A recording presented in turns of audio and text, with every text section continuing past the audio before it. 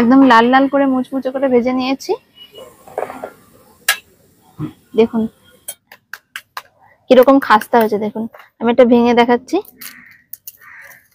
দেখুন ভেতর পর্যন্ত কিন্তু খুব সুন্দরভাবে ভাজা হয়েছে। নমস্কার বন্ধুরা, প্রিয় রান্নাঘরে আপনাদের সকলকে স্বাগত জানাই। আজকে আমি বানাবো বেসন দিয়ে তৈরি লেয়ার যুক্ত মুচমুচে নিমকি, যেটা কিন্তু সকাল বিকেল চায়ের সাথে খেতে দারুণ লাগে।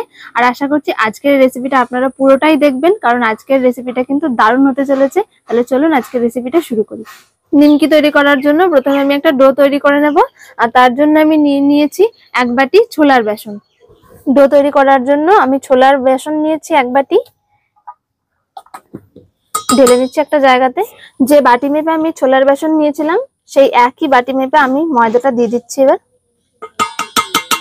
এইভাবে করলে কিন্তু দারুণ মুচমুচে হয় নিমকি গুলো, আর খেতেও কিন্তু খুব সুস্বাদু লাগে। একসাথে মিশিয়ে নিচ্ছি বেসন আর ময়দাটা।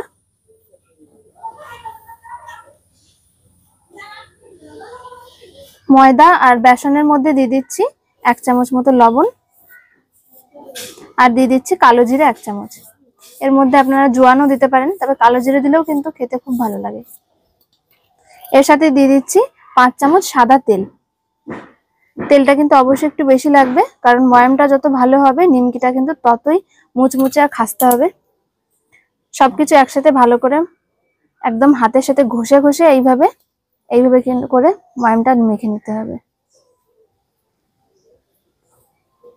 5 চামচ তেল দিয়েছি আমি, তো যদি আপনাদের আর একটু বেশি লাগে তখন কিন্তু আর একটু দিয়ে নেবেন।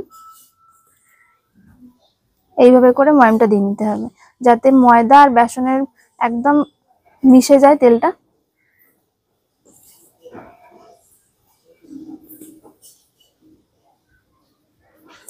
দেখুন হাতে করে ঘষে ঘষে খুব সুন্দর করে ময়ামটা দিয়ে নিয়েছি। আর এরকম ভাবে কিন্তু একটা মুঠ বাঁধছি। যদি মুঠ না বাঁধে তাহলে কিন্তু আরেকটু তেল দিয়ে ঠিক এইভাবে ময়ামটা দিয়ে নিতে হবে, যাতে করে এরকম একটা মুঠ তৈরি হয়ে যায়। এবার আমি নর্মাল জল দিয়ে অল্প অল্প করে একটা ডো তৈরি করে নেব। যেরকম আমরা আটা রুটি খাই ঠিক সেই রকম ভাবে ডোটা তৈরি করতে হবে, তবে খুব বেশি নরম হবে না, আবার খুব বেশি শক্তও হবে না।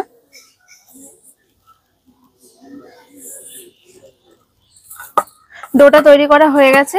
আর দেখুন খুব বেশি কিন্তু নরম কিংবা শক্ত করিনি, যেরকম রুটি খাওয়া হয় ঠিক সেই রকম ভাবে ডোটা তৈরি করেছি।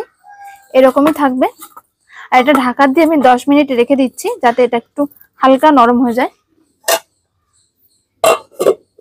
যতক্ষণে ময়দাটা রেস্ট হচ্ছে ততক্ষণ আমি একটা ময়দার ঘোল তৈরি করে নেব।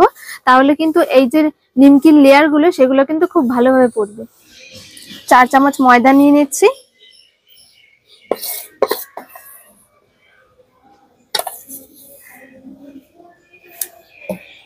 আর অল্প অল্প করে সাদা তেল দিয়ে ঘোলটাকে তৈরি করে নেব। 2 চামচ দিয়ে দিলাম প্রথমে।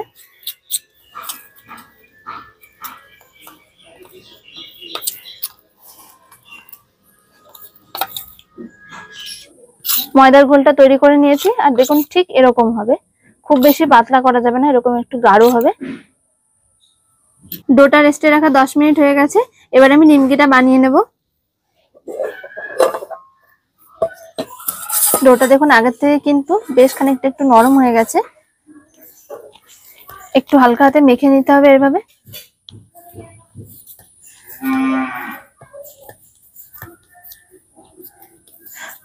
ডোটা একটু হালকা করে মেখে নিয়েছি। এবার দুটো ভাগে ভাগ করে নিচ্ছি।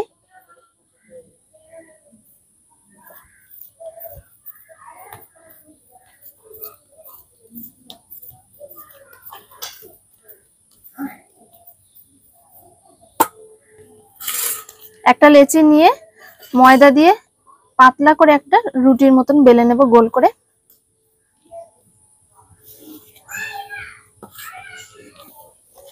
গোল করে পাতলা করে রুটিটাকে বেলে নিতে হবে। আর এইভাবে একটু ময়দা দিয়ে নিলে তাহলে কিন্তু আর এটা লেগে যাবে না কোনোভাবে।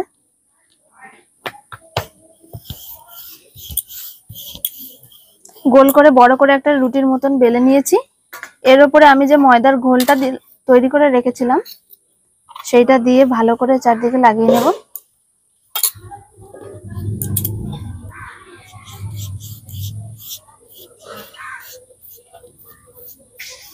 সব জায়গায় খুব সুন্দরভাবে ঘোলটা লাগিয়ে নিতে হবে, তাহলে লেয়ার গুলো কিন্তু খুব সুন্দরভাবে পড়বে। আর যদি এই ঘোলটা ঠিকঠাক মতন না লাগানো হয় তাহলে কিন্তু লেয়ার গুলো একদমই ভালোভাবে ছাড়বে না। ভালো করে ঘোলটা লাগিয়ে নিয়েছি সব জায়গায়। এবার একটা ভাঁজ দিয়ে নিচ্ছি মাঝ বরাবর করে। উল্টো দিক থেকে আরো একটা ভাঁজ দিয়ে নিচ্ছি। এবার এই দুই সাইডেও এই ঘোলটা লাগিয়ে নিতে হবে।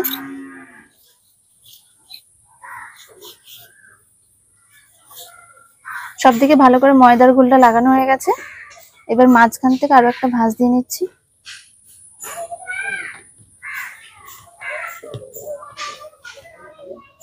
এবার একটা চাকু দিয়ে মাঝ বরাবর এভাবে কেটে নিচ্ছি।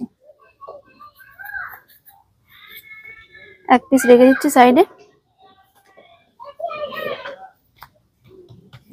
এবার হালকা হাতে একটু ভেবে বেলে নিচ্ছি। খুব বেশি জোরে চাপ দেওয়া যাবে না, হালকা করে ভেবে বেলে নিতে হবে।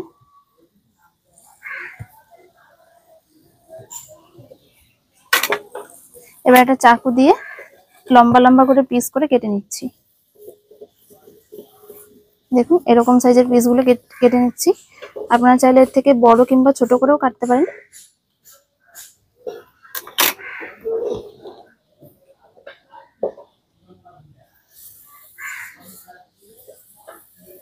এরকম লম্বা লম্বা করে কেটে নিয়েছি। এই নিমকিগুলো কিন্তু বানানো খুবই সহজ, ঝটপট হয়ে যায়। আর দেখুন একটুও কিন্তু লেগে যাবে না। সব নিমকিগুলো আমার বানানো হয়ে গেছে দেখুন, আর অনেকগুলো কিন্তু হয়েছে। তো আমি একটা লেয়ার গুলো দেখাচ্ছি আপনাদের, এখনই কিরকম বোঝা যাচ্ছে। দেখুন এই লেয়ার গুলো কিন্তু এখনই বোঝা যাচ্ছে। এগুলো ভাজার পর দেখবেন কত সুন্দর ছেড়ে আসবে। এবার আমি নিমকিগুলো ভেজে নেবো। তার জন্য একটা কড়াই বসিয়ে দিয়েছি। ভাজার জন্য দিয়ে দিচ্ছি সাদা তেল। আর তেলটা কিন্তু একদম হালকা করে গরম করে তারপরে নিমকিগুলো ভাজতে হবে। তেলটা হালকা গরম হয়ে গেছে, এক এক করে নিমকিগুলো দিয়ে দিচ্ছি। আর এগুলো দেওয়ার সাথে সাথে কিন্তু নাড়লে চলবে না। একটু হালকা ভাজা হয়ে যখন উপর দিকে উঠে আসবে ঠিক সেই সময় আস্তে আস্তে করে নাড়তে হবে।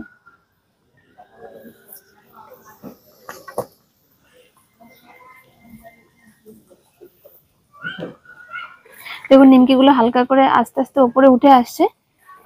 এবার এক পিঠ উল্টে দিচ্ছি। আর এরই মধ্যে লেয়ার গুলো কিন্তু খুব সুন্দরভাবে ছাড়ছে।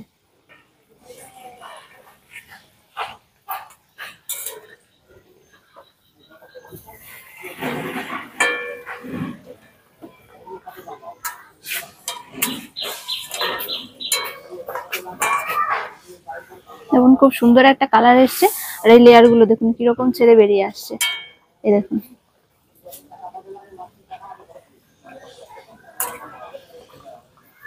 একদম লাল লাল করে মুচমুচে করে ভেজে নেব।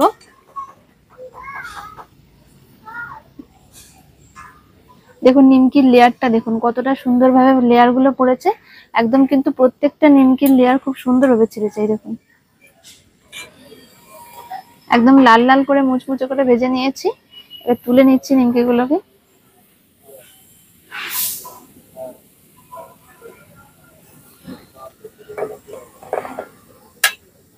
দেখুন বাকি নিমকিগুলোকে আমি একই রকম ভাবে ভেজে নিচ্ছি। তেলটা কিন্তু খুব বেশি গরম হলে চলবে না, কারণ খুব বেশি তেল গরম হয়ে গেলে ওপর থেকে পুড়ে যাবে, ভেতর থেকে কিন্তু লেয়ার গুলো ছাড়বে না। আস্তে আস্তে করে জাল দিয়ে একদম মুচমুচে করে ভেজে নিতে হবে।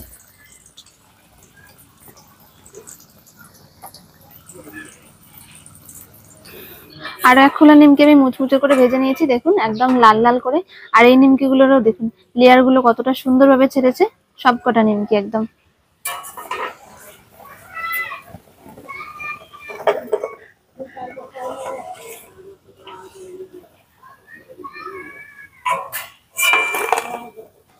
সমস্ত নিমকি গুলো আমার ভাজা হয়ে গেছে।